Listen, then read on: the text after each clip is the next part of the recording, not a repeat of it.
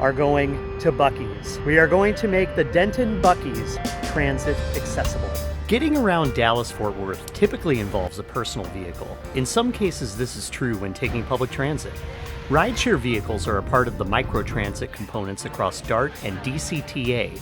The two agencies will be riding to get around Dallas and later out to the Denton location of Buc-ee's, the ubiquitous tourist trap gas station brand spreading across the American South. Hi, I'm in Dallas-Fort Worth. This is a city that relies more on microtransit than most large metropolitan areas. They've gotten rid of a lot of their buses over the last decade. How does that work out? It's a pretty big light rail network. Do you really need a bus here and there? Let's see if we can make GoLink work in DART's system and some of the other agencies around this whole regional metro area. First, we're gonna go get a coffee. So we're gonna need a microtransit to the light rail to another microtransit ride. And it could be an Uber, it could be a van, we'll just have to see. It's giving me directions of where to wait for the ride, just like it would be on a ride-sharing service. And it's telling me I don't need to leave the front door of this really shabby motel that I'm staying in. The last time I used the DART microtransit service, it was the best part of the whole transit experience in Dallas. It was 2023 in winter and everyone seemed to be sick, especially on the light rail vehicles and in the stations. It was really messy, and that's coming from a person that will take a lot of pretty bad situations. Oh, I think my ride's here. DART first began paring down its local bus system over 2 decades ago. A number of bus routes with lower ridership were first replaced with an on-call service. And now we're in an Uber. Driver had to use the restroom. Also picked me up at the wrong hotel, so yeah. You don't get that on the bus. In 2018, the GoLink system of app-based trip planning was instituted.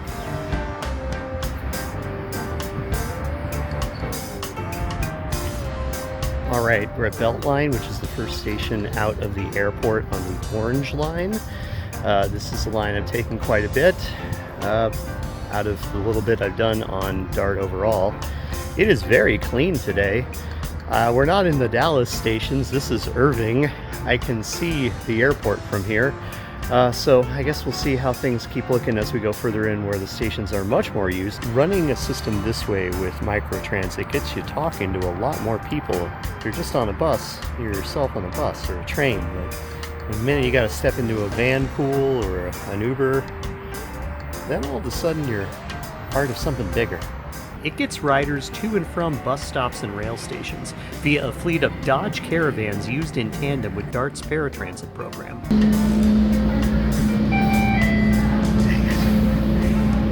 Uber vehicles are also available to GoLink riders thanks to a partnership with the ride-sharing giant. Uber pickups come at no extra cost, but have to be opted into on the GoPass app, which also functions as a trip planner and fare purchasing system. Conceptually, this would appear to be an appealing way to run a transit system in a car-centric metroplex such as DFW, but as we'll see today, the service can and will show off all the features and drawbacks that come with microtransit when it's extrapolated across a very large metro area as a whole mass transit solution. This is either some transit-oriented development or convention center-oriented development.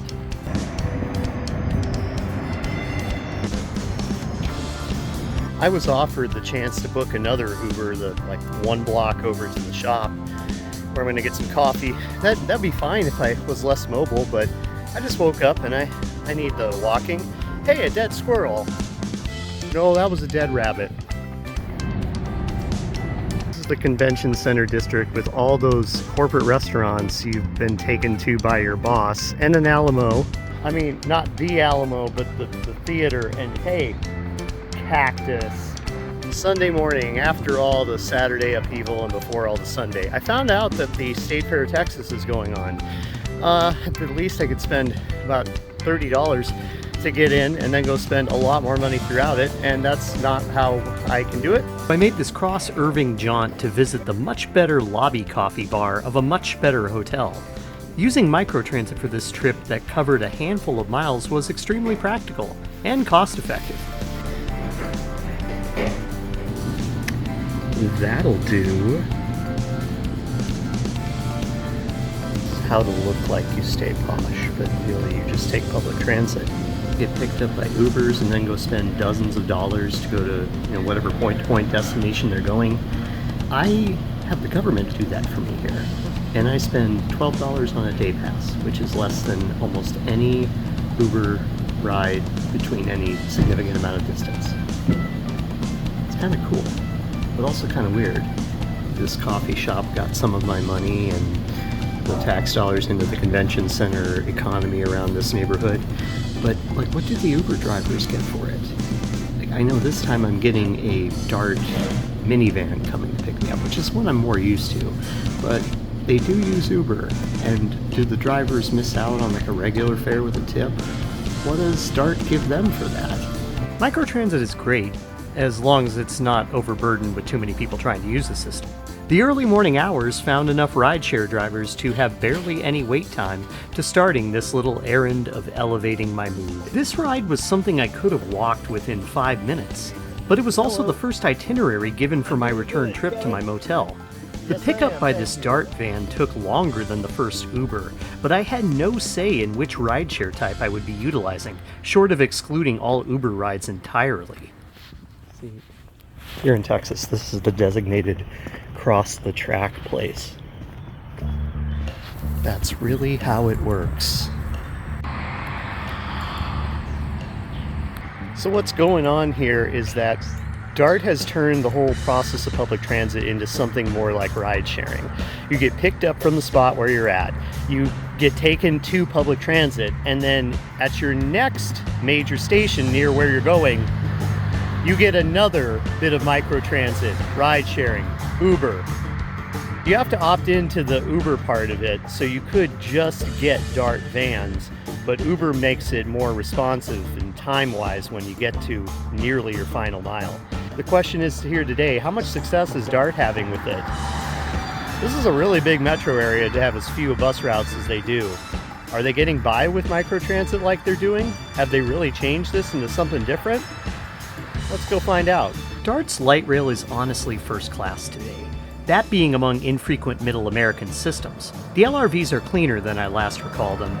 Fare enforcement and DART security officers are more visible than even last spring, when I rode the Green Line. Though if too many delays to procuring a GoLink rideshare to or from the light rail pile up, that 20-minute frequency for trains is going to make you late. This is a better transit system than it was 2 years ago, but it's not much more useful. Well, that coffee worked pretty well. Let's try something a little further away. Let's get a GoLink microtransit to a train to a bus to Deep Ellum. Alright, this is the long and short of it.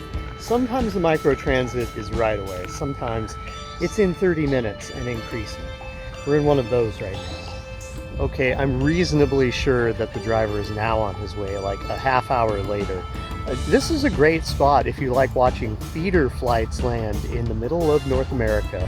It's funny because if you look at the app, the vehicle keeps like going around in circles and like just slowly moving down the streets, and sometimes it'll stop at awkward places. It makes me totally believe like this guy is coming in a hovercraft. I expect to see a DART paratransit hovercraft show up. It was actually another Dodge Caravan. This one had a hinged ramp inside the door that I had to manually open. Did DART get an incredible deal on these paratransit vans, bought too many, and decided to use them for microtransit? Let me know in the comments if you know whether DART contracts out any transit operators. I just wonder, too, if there has been any reduction in available paratransit service capabilities from the use of these vehicles. One thing's for certain, they don't haul the massive amount of people like these LRVs, and then there's TRE with the commuter rail, and what's left of DART's bus network. They're all higher capacity than the vans or the Ubers. All of these options operate infrequently, but at least they do so mostly predictably, whereas GoLink is vulnerable to demand fluctuations, traffic conditions, and it's best utilized on a long enough timeline to ensure you arrive at your destination on time to overcome these issues. And therein you have this on-demand model's advantages over mass transit, whittled down to really being all about user-friendliness on the app. It's better than the bus because it's flexible like Uber. Sometimes it actually is an Uber. albeit missing out on a tipped fare, and sometimes it's an accessible van doing double duty as a civic government-run ultra-low-capacity train shuttle. The Orange Line runs 37 miles end-to-end from DFW Airport to either LBJ Central or Parker Road stations, depending on whether it's during peak hours. It covers a lot of suburbs that are all in on transit-oriented development, then transitions into Dallas via a section of conspicuously undeveloped spaces, finally interlining with the Green Line just prior to Bachman Station, and then parallels the heavy rail route of TRE and Amtrak's Texas Eagle after Market Center Station. It's tremendously useful and has both bus route and GoLink zonal connection opportunities from most stations. Downtown is the heart of Dallas's light rail frequency. Stations chain together and all show off a design style that is unique to DART. It has helped improve the walkability around and access to downtown Dallas and its attractions over 3 decades. But it also sees social issues concentrated around its urban stations. Though I will say that DART has made a concerted effort to make the light rail lines more livable, there are still quite a few people panhandling or otherwise seemingly mentally distressed. But at least it's not covered in excrement like in my first visit in 2023.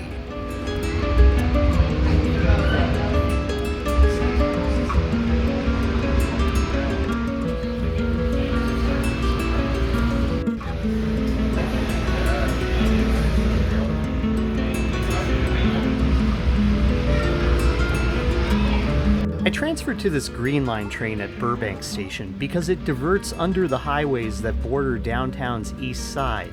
The first stop on the Green Line outside of downtown is Deep Ellum, a neighborhood of bars, restaurants, and shops that is operating a colorful Portland-esque vibe. I came for the free attraction, the Traveling Man sculptures. Designed by Brandon Oldenburg, DART commissioned these works which opened in 2009. It's a replacement for several murals destroyed by the light rail's construction. It's kind of like the arch in St. Louis. You can walk right up and touch it.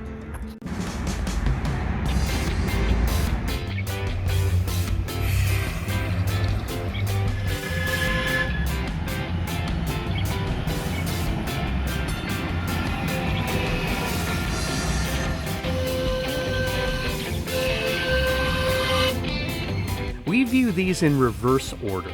It's a story created by the artist about a steam locomotive buried beneath an elm tree that became an animated giant when a blues musician watered the tree's roots with gin. You know, fairly average American sculpture stuff. I really came to Deep Ellum for yet another coffee drink. Oh my god.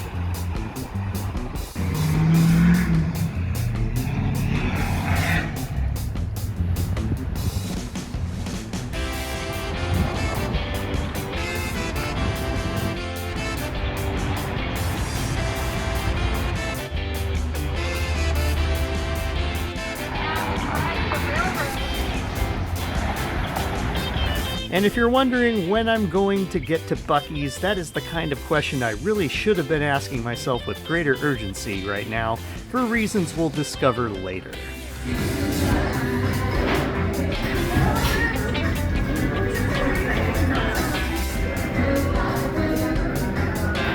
After my further refreshment, I bathed in the casual nature of the neighborhood and its bus routes feeding back into downtown.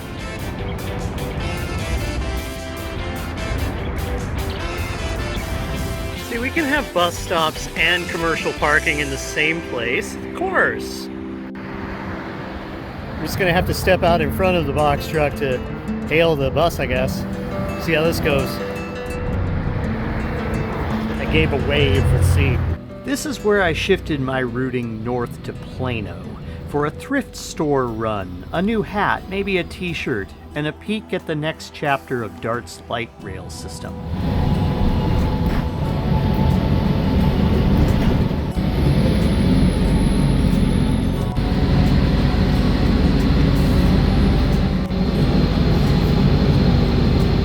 I got off the bus and walked to Eckerd Station, where I eventually caught another Orange Line train bound for Parker Road Station.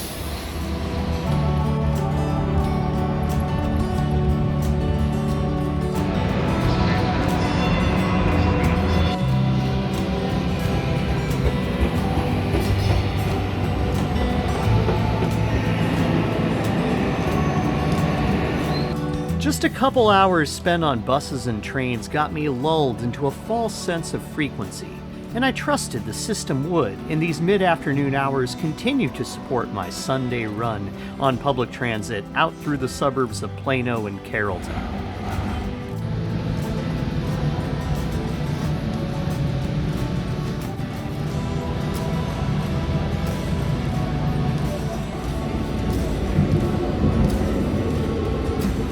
The results of my planning will soon be obvious, but I'm glad I didn't make the choice to go to a Goodwill, a much larger one in southwest Dallas on Westmoreland. Had I chosen that routing, I can almost certainly say now that this mission to eat food in a very large gas station would have failed completely. Irving and Carrollton will, as of 2 weeks after I took this trip, be served additionally by DART's new Silver Line light rail. Not by these Japanese-designed LRVs, but rather Stadler Flirts, a similar model of which I will be aboard the next day on this trip, riding Trinity Metro's Tex Rail. The Silver Line will be the first light rail line in DFW to not run via downtown Dallas or Fort Worth. It's a project that got off the ground due to the growth experienced over recent decades in these suburbs we're loitering around this afternoon. It's a rarity in American public transit that crosstown lines which bypass the existing spoke and hub system ever exist, let alone in Texas.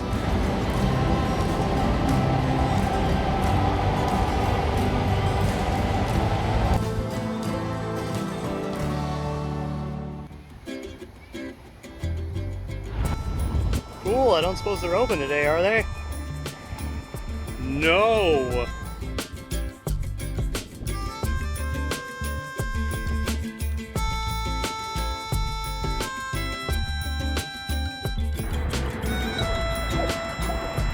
He gets that license plate.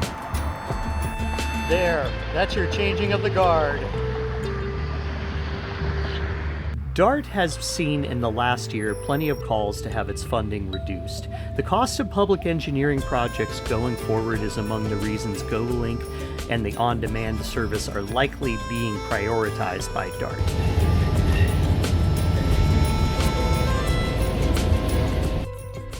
Aw, what luck! I felt like ridership was sporadically busy enough on my visits to require additional frequency to be really useful for everyone. But DART is laying the framework first in the form of new LRT routes and a reworked as well as pared down network of bus routes and on-demand service supplementing the marquee projects. Hey, it's that place we were last spring. Okay, now that we're at Trinity Mills Station, we can use the Denton County Transit app to notify their microtransit that we'd like to go to Buc-ee's. You can't use that app until you're in the zone, and on the weekends, Trinity Mills Station is a zone for Denton County to get everybody out to Denton for whatever reason. Today, our reason is Buc-ee's. So you gotta be careful with the payment method on that. I didn't choose my pass, but it's only $1.50 to get to Buc-ee's. That's a lot less than you pay in gas to come down from Minnesota, so. This is a nice park amidst highways.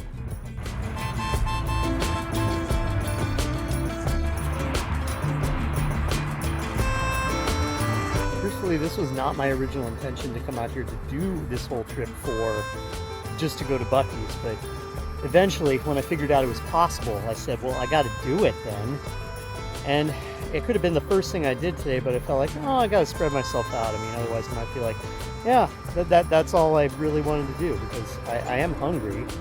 So that might do it, and then I might have too much of a food coma to keep going, but we're now in the home stretch of this mission to get to Buc-ee's. Our Denton County Transit rideshare driver has a newer model Toyota van with features like a cramped third row and a partially consumed Dr. Pepper. A ride up Interstate 35E is all that stands between me and my first visit to Buc-ee's. How have I never been?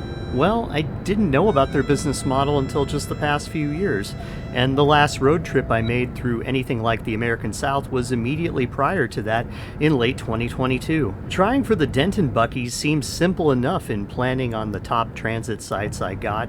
There's no way this could go wrong, right?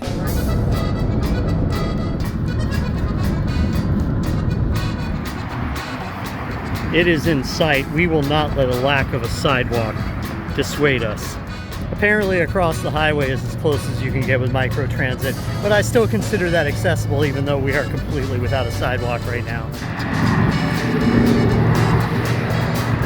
It came back, now we're under 35E. We made it. We made it.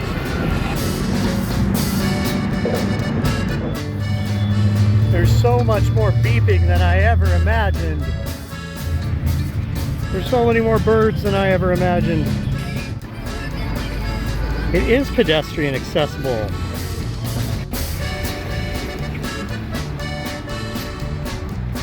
We're about to transcend the ages between when I hadn't been to Buc-ee's and when I have. And you're gonna see it happen.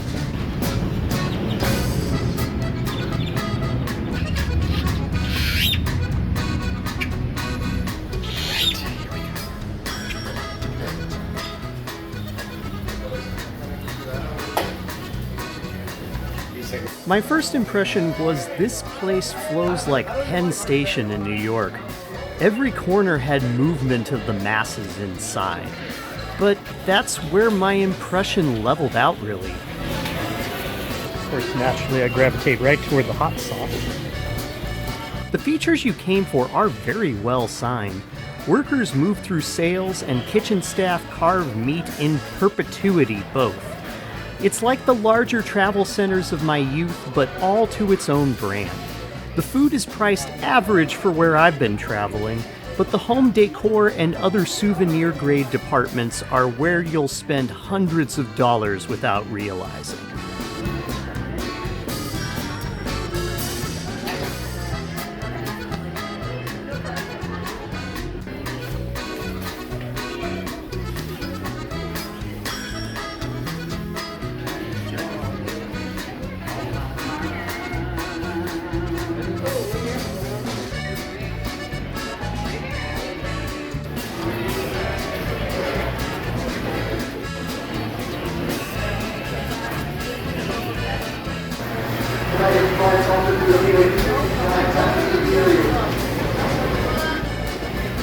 I just gave you guys my stuff. Okay, see, the trouble with this all becomes that you don't have a card to bring it back to. So I guess I have to eat some of it here.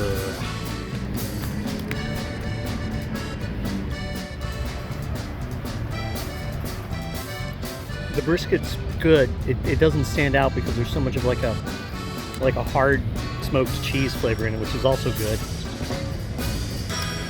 Delicious mush for $8.49. A lot of rice. Actually, what I'm doing is I'm extending the tradition of eating Wawa on top of their garbage cans, except I'm doing it besides Buc-ee's garbage can. That's how it'll be. This diet soda is really good. It's not cloyingly sweet.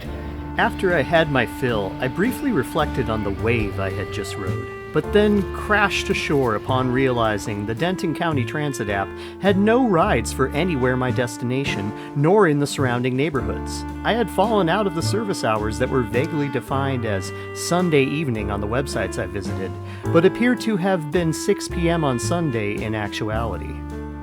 So to be clear, you can get to Buc-ee's, but microtransit just won't exist for your ride home and you'll end up paying a lot more on an Uber.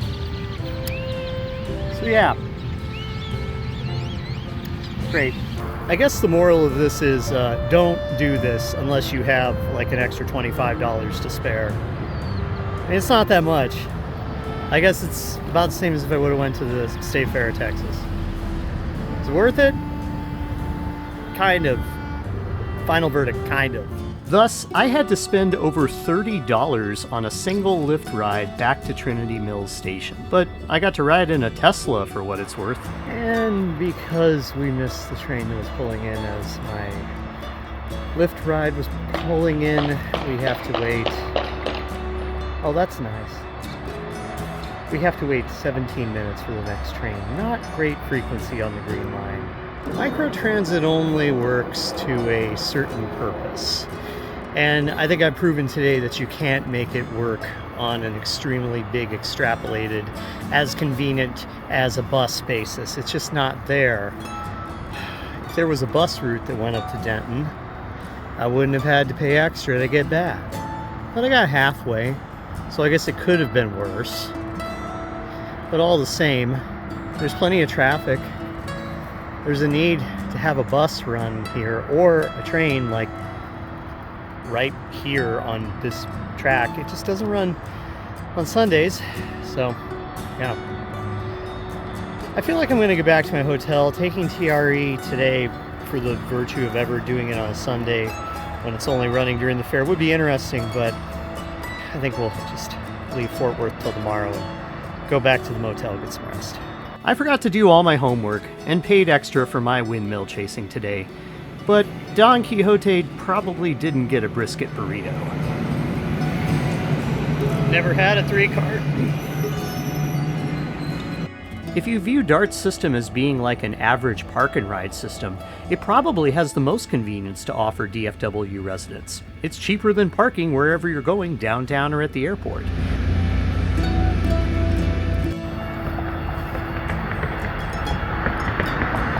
You know, I almost went to Victory Station to go get the TRE just to make good use of that regional pass, but in the end, I am really not wanting to put money down again for another Uber or Lyft. And it's possible to go car-free in Dallas, but it's unlikely to be a convenient choice unless you stick to a handful of surrounding neighborhoods for your meanderings. But at least there's several ways to get to and from the airport by public transit without paying for parking and toll roads.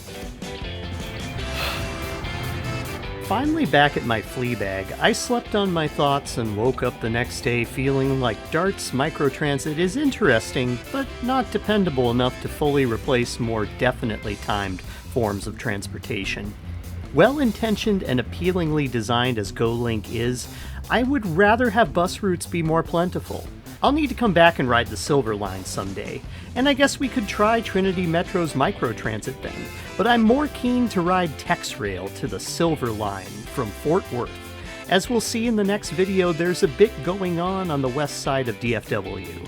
I'll ride into, walk around, and maybe even come close to something touristic in Fort Worth, even if it ends up mostly being the Orange Line BRT.